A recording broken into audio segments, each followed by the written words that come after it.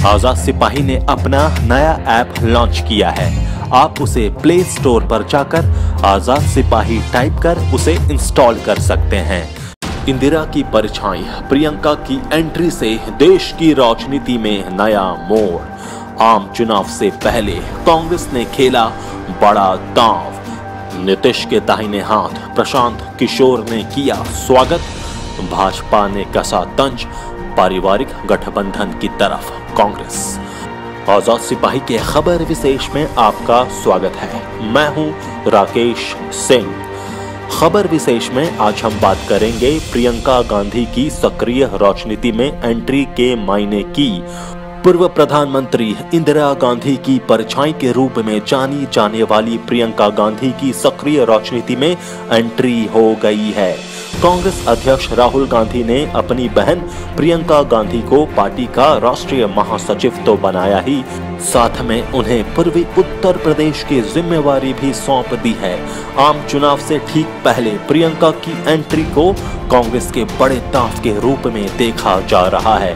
कह सकते हैं कि देश की राजनीति में प्रियंका की एंट्री से एक बारगी नया मोड़ आया है। यही वजह है कि बिहार के मुख्यमंत्री नीतीश कुमार के दाहिने हाथ कहे जाने वाले प्रशांत किशोर ने कांग्रेस के इस कदम का स्वागत किया है। प्रियंका की एंट्री के साथ कांग्रेस की मिशन 2019 को लेकर क्या है रणनीति, इस पर प्रकाश डाल रहे हैं आजाद सिपाही के राजनीतिक संपादक ज्ञान रंजन। आम चुनाव 2019 के पहले कांग्रेस ने बड़ा दांव खेला है। राहुल गांधी ने अपनी बहन प्रियंका गांधी को पार्टी का महासचिव बनाया है। उन्हें पूर्वी उत्तर प्रदेश का जिम्मा दिया गया है। इसके पहले भी प्रियंका गांधी चुनावों में पार्टी के लिए प्रचार करती रही हैं, लेकिन पहली बार पार्टी में उन्होंने कोई पद लिया है। इस तरह से उनकी राजनीति में आधिकारिक एंट्री हो गई है। माना जा रहा है कि वो इस बार लोकसभा चुनावों में भी प्रत्याशी के तौर पर खड़ी हो सकती हैं। बता दें कि पिछले कई साल से प्रियंका को सक्रिय राजनीति में लाने की कांग्रेस के नेता मांग कर रहे हैं। प्रियंका को पूर्वी उत्तर प्रदेश का जिम्मा दिया जाना भी बड़ा मायने रखता है। असल में पूर्वी उत्तर प्रदेश की अहम सीट वाराणसी से प्रधानमंत्री नरेंद्र मोदी सांसद हैं। वहीं मुख्यमंत्री योगी आदित्यनाथ गोरखपुर से आते हैं और पूर्वी उत्तर प्रदेश में उनका भी बड़ा प्रभाव माना जाता है। कांग्रेस अध्यक्ष राहुल गांधी ने बहन प्रियंका गांधी वाड्रा को पार्टी महासचिव एवं पूर्वी उत्तर प्रदेश का प्रभारी बनाए जाने के बाद बुधवार को कहा कि उनके आने से उत्तर प्रदेश में एक नई तरीके की सोच आएगी और राजनीति में सकारात्मक बदलाव आएगा।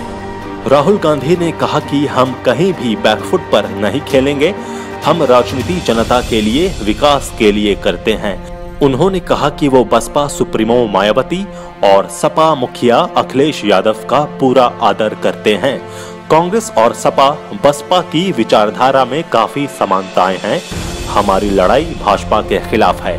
पूर्वी यूपी में लोकसभा की 26 और विधानसभा की 130 सीटें हैं। जिस तरह साल 2014 के लोकसभा चुनाव में पीएम मोदी ने वर्तमान पार्टी अध्यक्ष अमित शाह को यूपी का प्रभारी बनाया था, उसी तरह राहुल गांधी ने आने वाले लोकसभा चुनावों के लिए प्रियंका और ज्योतिरादित्य सिंधिया को मैदान में उतार दिया है।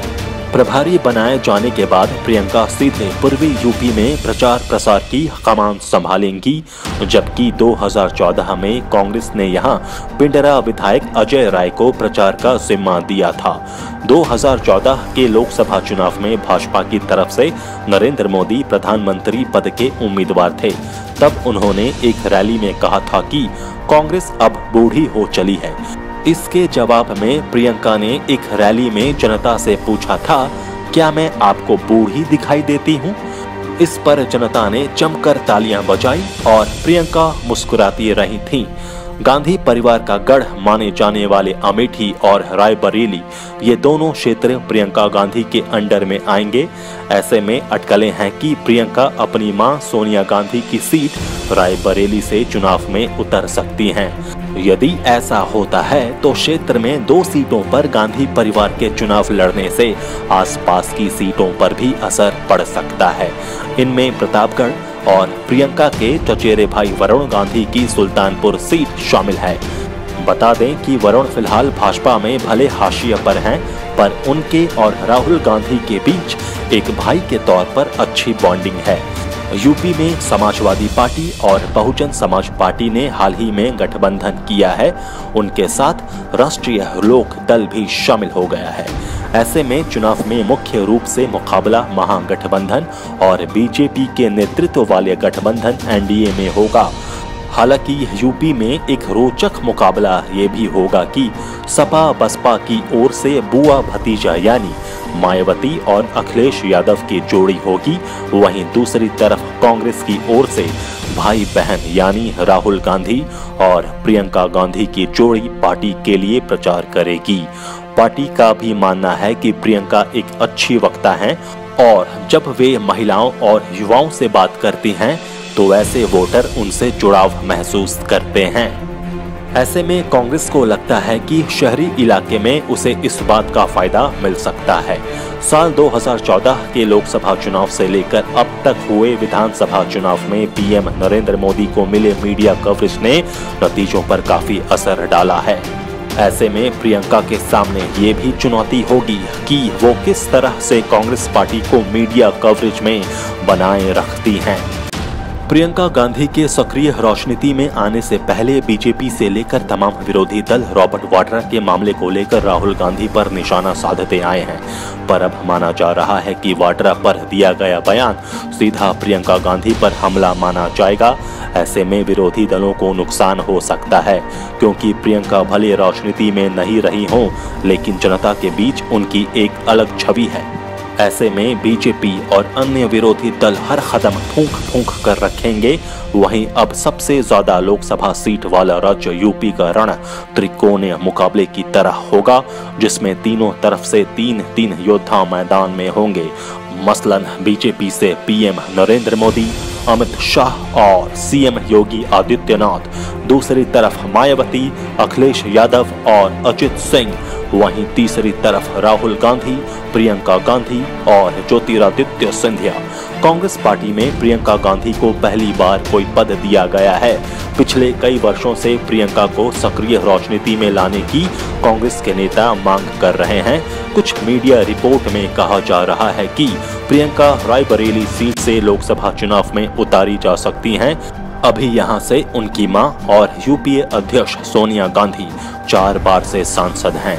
अस्वस्थता के चलते उन्होंने 2017 के यूपीए विधानसभा चुनाव में प्रचार नहीं किया था। बहुत दिनों से ये कहा जा रहा था कि प्रियंका गांधी अपनी मां और भाई के संसदीय क्षेत्र में सक्रिय रहती तो हैं, लेकिन बाकी क्षेत्रों में वो नहीं जाती हैं। जबकि दूसरे राज्यों के नेता हमेशा मांग करते रहे हैं कि प्रियंका गांधी को उनके यहाँ प्रचार के लिए भेजा जाए। अब जबकि ये निर्णय ले लिया गया है, ये देखना होगा कि कांग्रेस पार्टी प्रियंका का किस तरह से इस्तेमाल करती है। ये भी देखना बहुत ही दिलचस्प होगा कि पीएम नरेंद्र मोदी प्रियंका गांधी पर किस तरह से प्रतिक्रिया देते हैं। अब तक देखा गया है कि पीएम मोदी प्रियंका गांधी पर कोई प्रतिक्रिया देने से बचते रहे हैं। इसकी वजह ये थी कि वो सक्रिय राजनीति में नहीं थीं, लेकिन अब स्थिति बदल चुकी है। यूपी में सपा और बसपा पहले ही गठबंधन का ऐलान कर चुकी हैं। दोनों पार्टियों ने कांग्रेस को तवज्जो नहीं दिया। इसके बाद कांग्रेस ने घोषणा की थी कि पार्टी सभी 80 सीटों पर चुनाव लड़ सकती है। कांग्रेस चाहती है कि इसी बहाने उसका कैडर फिर से यूपी में खड़ा हो। बिहार के मुख्यमंत्री नीतीश कुमार के दाहिने हाथ और जदयू के उपाध्यक्ष प्रशांत किशोर ने प्रियंका गांधी को पूर्वी उत्तर प्रदेश के लिए कांग्रेस महासचिव के तौर पर नियुक्ति को भारतीय राजनीति में बहुप्रतीक्षित पदार्पणों में से एक बताया है। इस बात के लिए उन्होंने प्रियंका को बधाई और शुभकामनाएं दी। इस संबंध में किशोर ने ट्वीट किया, भारतीय राजनीति में बहुप्रतीक्षित पदार्पणों में से एक आखिरकार अब आया है। भले ही लोग इस समय उनकी ठीक ठाक भूमिका और स्थिति पर बहस करें, लेकिन मेरे लिए असल खबर ये है कि उन्होंने आखिरकार राजनीति में उतरने का फैसला किया। प्रियंका गांधी को बधाई और शुभकामनाएं। प्रियंका गांधी की इस नियुक्ति को मास्टर स्ट्रोक के तौर पर देखा जा रहा है, जिससे उत्तर प्रदेश में पार्टी कार्यकर्ताओं का मनोबल ऊंचा होगा। गौरतलब है कि किशोर ने जदयू में शामिल होने से पहले उत्तर प्रदेश में कांग्रेस के चुनावी रणनीतिकार के तौर पर काम किया था। महागठबंधन नहीं होने पर राहुल ने पारिवारिक गठबंधन को अपनाया। भाजपा वहीं प्रियंका गांधी के कांग्रेस में औपचारिक प्रवेश को पारिवारिक गठबंधन करार देते हुए भाजपा ने बुधवार को कहा कि ये कांग्रेस द्वारा इस बात की स्वीकारोक्ति है कि राहुल गांधी नेतृत्व प्रदान करने में विफल रहे हैं। भाजपा प्रवक्ता संबित पात्रा ने कहा कि प्रस्तावित महागठबंधन में विभिन्न दलों से खारिज किए जाने के बाद कांग्रेस अध्यक्ष ने पारिवारिक गठबंधन को अपनाया है। उन्होंने कहा कि कांग्रेस ने वास्तव में सार्वजनिक तौर पर घोषणा कर दी है कि राहुल गांधी विफल हो गए हैं।